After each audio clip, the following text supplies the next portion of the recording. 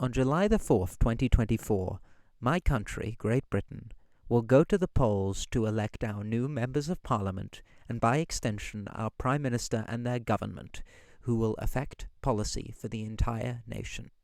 It is a critical election, and thus whether you live in Britain or abroad, I would like to share with you some critical context as to who's running and what's on offer. So, for a bit of historical context, Britain used to be quite a social democratic nation with a European-style welfare state, but under the Conservative Prime Minister Margaret Thatcher, throughout the 1980s, the economics of British policy shifted to much more closely emulate the United States of America.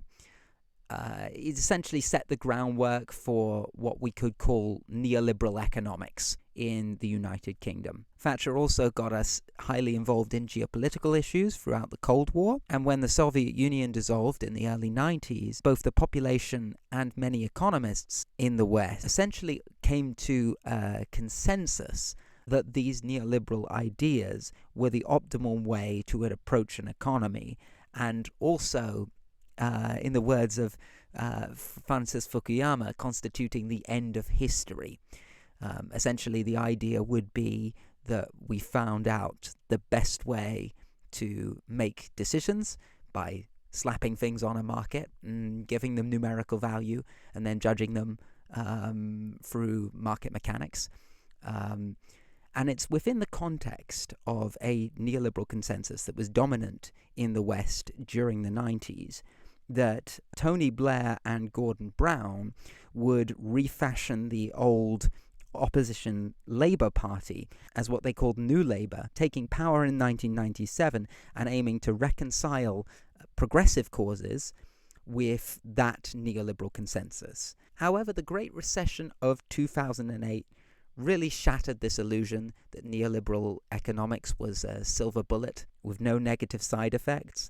And since then, economic policy has come increasingly back into question, with the populace being increasingly disenchanted, alienated, and suffering under neoliberal policy. Now, despite that 2008 was clearly a failure of neoliberalism that the Tories also championed, the Conservative Party blamed Labour's supposed economic mismanagement for the 2008 crash, and thus they won power in 2010, and they have been in power ever since. They've stuck to that same neoliberal economic paradigm for the 14 years that they have been in government.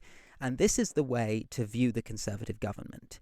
It's a party that's there to maintain an ever more unstable and destructive economic paradigm by constantly reinventing itself and reframing its agenda. And since 2010, we've had 5 successive Conservative prime ministers. At long last, it seems that these reinventions have finally been expended, because the Conservative Party is this time headed for decimation after numerous scandals. The Conservative Party for so long has tried to give us the illusion that they've changed something, but really, at the root of it, they maintain that same commitment to the economic narrative of neoliberalism. We've seen it in all the different flavours. We've seen David Cameron and his modern, progressive establishment aesthetic. Then Theresa May, who tried to do a one-nation conservatism thing. Boris Johnson, who tried the more populist affectation. And then Liz Truss, who deviated slightly from the others in her economic philosophy, clearly, but nonetheless highly centered her economic approach around neoliberal metrics of success. Then there's Rishi Sunak, and Rishi Sunak is essentially, after those 4 different flavors of the same economic paradigm, Rishi Sunak is what's left. He is a weak politician, he is desperate, and he is scrambling for any policy that makes him look like he's transformationally different from all of his predecessors. Policy after policy, many of them unnecessary, many of them poorly thought through, unpopular, but this is what you get when the Conservative Party have run out of ideas, run out of new affects to try to package their failing economic agenda within. And clearly now the public is wise to their tricks, because it's not fooling anyone. Even CEOs and business executives who would have backed Cameron fervently in 2015 are now endorsing Labour en masse. And those who are deathly afraid of populism and radicalism also are turning to Labour. And then there are the disaffected citizens who voted for Boris to get Brexit and then didn't get all that they expected from that Brexit. And they will either turn back to Labour or they will go someplace else that I'm sure we'll get to later. So the only people left who are voting Conservative are those who don't even vote based on optics, but are simply closing their eyes and voting based on partisan identity. And each of these bases that the Conservative Party tried to appeal to with each of these different figures, all of the different demographics and voter bases of the population that they skipped through, each which they left down, those are the people who are going to win Labour this election for Sir Keir Starmer and Morgan McSweeney, his handler. So if they're going to win the support of all of those people who I mentioned, they certainly don't need progressive left-wing voters to get a massive majority, which they're already on track to get. Labour will win with all those who lost their political investment in the Tories at some point or another down the line. And quite frankly, the Labour Party has been engaged in an outrageous, hostile campaign against the only redeemable wing of the party, which began while Corbyn was still the leader, with the operations that were uncovered in Al Jazeera's Labour files. They aimed to topple Corbyn in 2016. They sabotaged the 2017 election campaign. But since the takeover of Keir Starmer, who was historically on the soft left, so not exactly the Labour right, but not quite the hard left either, he promised much of the Corbyn-era economic policy, but with a more professional establishment affect, yet has since gone back on all of those promises and appointed as his aide Morgan McSweeney. Morgan McSweeney, who was the campaign director for the Blairite candidate in the 2015 Labour leadership contest, a Machiavellian operator of the Labour hard right, who seeks not only to disempower the left within the party, but expel them completely. And so slowly, what we've seen is that Morgan McSweeney has essentially had purged anyone who would keep the Labour Party out of that same economic paradigm that the Conservatives have been sustaining for so long. It started with throwing out Marxist groups like Socialist Appeal and the Alliance for Workers' Liberty, but it steadily made its way to figures like Jeremy Corbyn, Faiza Shaheen, Jamie Driscoll. Diane Abbott, in the end, was only saved by the deputy leader. But nonetheless, more Labour activists of Jewish descent than at any other time in the history of the Labour Party were kicked out under Keir Starmer. These guys have used every potential, every sliver of an opportunity. I mean, with Faiza Shaheen, for example, what she did was she liked a tweet of Jon Stewart from The Daily Show talking about Israel and Palestine, and that supposedly was proof that she was too radical and she was deselected. They're willing to use any excuse that they can fabricate out of next to nothing. And so, in the era of Morgan McSweeney and the Labour Party, I think there's scarcely any point voting for even the good ones within the Labour Party, if that makes sense. Even a long-standing MP who's part of the Socialist campaign group, who's backed by Momentum, if they get in the way, he will find a way to axe them. So in aggressing against the left, Starmer has essentially walked back and discarded all of the marginalized people that Labour used to represent, from the trans community to the Palestinian diaspora. The 2019 Labour had provided a voice, and it's all been in the name of the electability that has been dictated to him by his aide, Morgan McSweeney. And Starmer has even come to essentially echo conservative ideological talking points and metrics. And he even took in one of the most far-right members of Parliament in Parliament altogether. Even if one charitably assumes that this rightward lurch is just aesthetic for election-winning purposes and could actually be a Trojan horse for some decent leftist policy, I fail to believe that even he and his manifesto at the end of the day are truly safe. Given that the Labour right have been able to outmaneuver the left so connivingly, I wouldn't be surprised that if Starmer would actually try to be a little bit more radical than he is prepared to let on in his manifesto, I'm not convinced that he'll be able to get away with it with the people whom he's given so much power.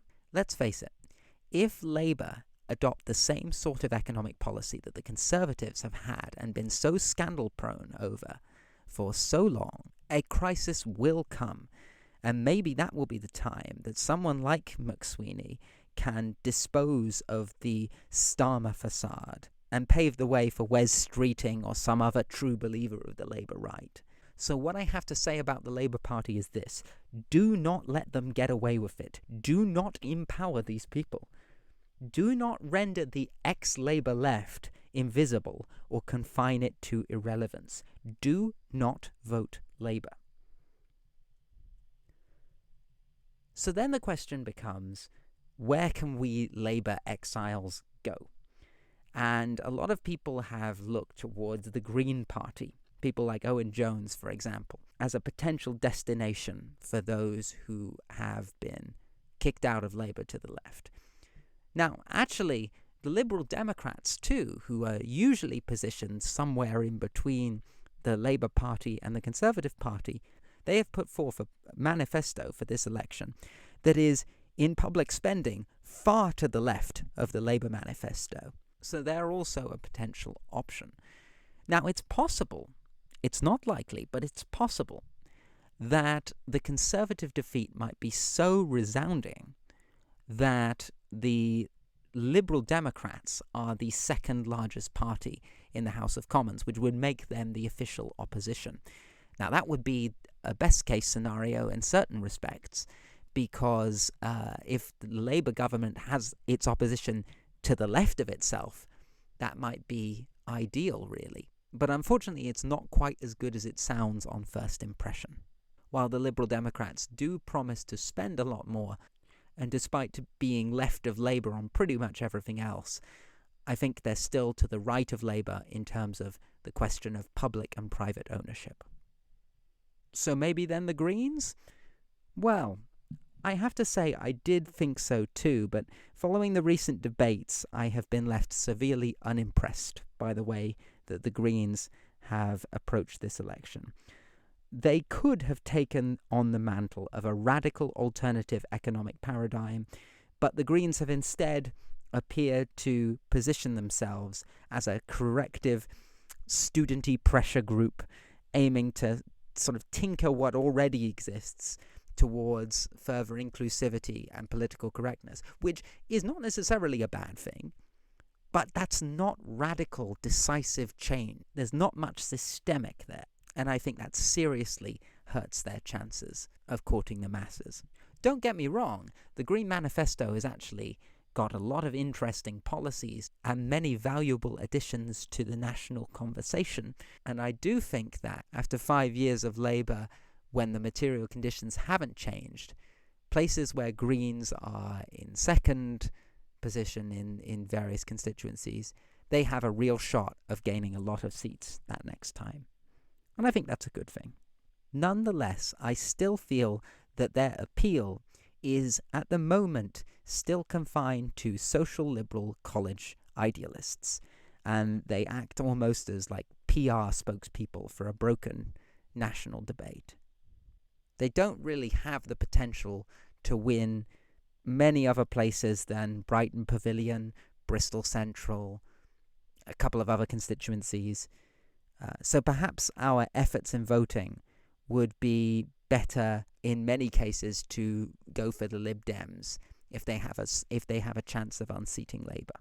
Or, alternatively, using your vote to add to the tally of a candidate who'll greater affect the national conversation. So to summarise, the Lib Dems and the Greens, while to the left of Labour, could be great to have as the opposition to Labour, but nonetheless seem to have very little revolutionary potential. This sentiment is very similar for the SNP and Plaid Cymru, the regionalist parties that you can vote for in Scotland and Wales, respectively. Now, the issue with not having an appeal to the masses, the issue with not presenting yourself as something radical, as having some kind of alternative to the status quo, is that it appears far more likely the people who are disaffected with the current Labour-Conservative dichotomy will instead look towards somewhere else.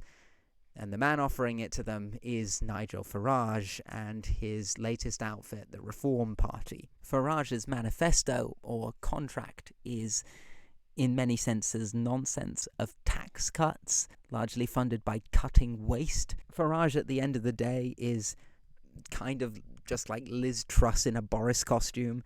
He's Trumpianly justifying the failure of his ridiculous economic policy to affect material conditions as some sort of sabotage of a conspiratorial deep state and an ever insidious other that they conspiratorially have invited into the country.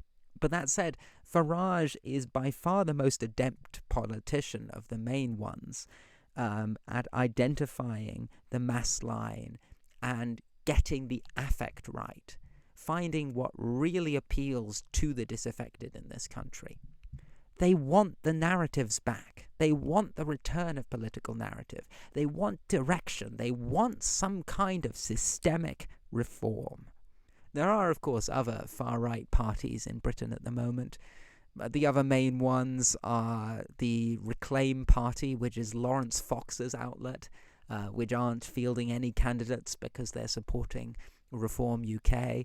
And then there's the Social Democratic Party, which, despite the name and the centre-left economic policy, go full throttle on all of the anti-woke social reactionary stuff.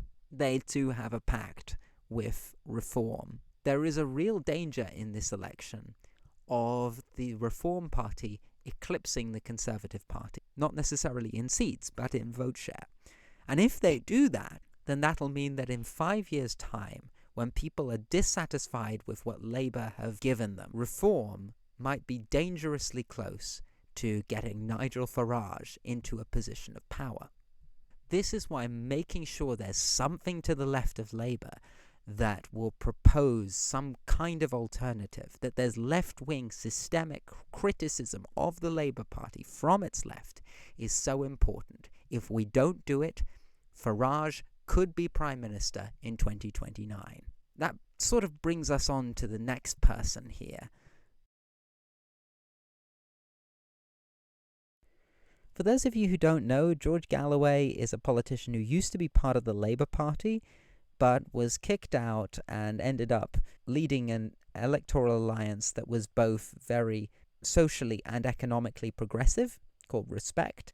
However, when that failed to garner much electoral support beyond winning a couple of by-elections here and there, Galloway started his current outfit, the Workers' Party of Britain, which contains most of Galloway's usual policies, but with a very strong social conservative bent. This has led Galloway to, and he has a habit of doing this, saying some things that are inexcusable, such as that gay people aren't normal, or implying that Humza Yousaf is less Scottish than him. And this is from a man who voted for gay adoption, gay marriage, who got a Stonewall Award for demanding that the homosexual age of consent was lowered to 16, This is a man who was arrested and beaten up for protesting apartheid in South Africa, and yet nonetheless he still says these outrageous things in an attempt to court reactionaries. It's difficult to know how much of the ugly reactionary rhetoric is genuine, but it seems pretty clear that at least his transphobia is probably part of his genuine convictions. Nonetheless, these ugly reactionary takes don't feature in Galloway's manifesto. So if you are in a constituency where the Workers' Party have a candidate who seemingly has a shot of getting a sizable amount of the vote, then you'll have some questions to ask yourself. Who will Galloway take votes from? What ideas will he introduce to public discourse? Who would he choose to cooperate with first? Would he choose to go with the progressive left? Or would he side with his fellow reactionaries? And finally, would the public take him seriously? The thing with Galloway is, as much as I despise some of the things that he has said, the economic policy, and to a certain extent, the foreign policy of George Galloway is still alien to a vast majority of people within the British public discourse. Not all of his policies and opinions are good, far from it, but the ones that are good are ones that no other party are talking about right now in this election, all during the time of an ongoing genocide in Gaza. Is there electoral value in at least getting Galloway onto the debate stage? Well, I'm torn. My advice would be to assess Workers' Party candidates as if they were independent campaigns and make your judgment from there. Which brings us on to the other independent campaigns. Now, the Democracy in Europe Movement 2025 have put forth a list of independent candidates who they endorse, who hold a more radical left position on things like economic policy. The Muslim Vote have also made a list of independents who they endorse, specifically on their position on the ongoing genocide in Gaza. The We Deserve Better movement have also endorsed 7 London independent campaigns, which they believe have potential, starting with that of Jeremy Corbyn. If you live in a constituency where you can vote for any of these 7 activists, I would highly encourage you to look into them and lend your support. So, in summary, if the Conservatives somehow still have a chance in your seat, vote for whoever, except for Reform or SDP, is best placed to unseat them. If Labour lead in your constituency, vote for whoever is the most inconvenient for their leadership. In the order of priority. 1. If any other candidate has a chance of winning your seat off of Labour, vote for whoever is most likely to do so. Could be the Lib Dems, could be the SNP, could be an independent campaign. If there is an independent campaign in protest to Labour from the left in a safe Labour seat, then do lend them your support to raise awareness. And also, if the Greens or Plaid Cymru, who are also a very progressive party, have a chance of moving into second place in your constituency, please consider voting for them, because that might give them a chance at winning the seat in 2029. We should not expect in this election that it will yield us anywhere near sufficient economic transformation. We have to build a new left-wing movement, one with a much more radical long-term vision, prepared to re-evaluate institutions upon which this society is anchored. But nonetheless, this election we can vote, try and ensure the most fruitful conditions within which we start to build that movement. Get involved and use your vote, even if it does not provide a necessary solution to the problems that we face of contemporary British neoliberalism.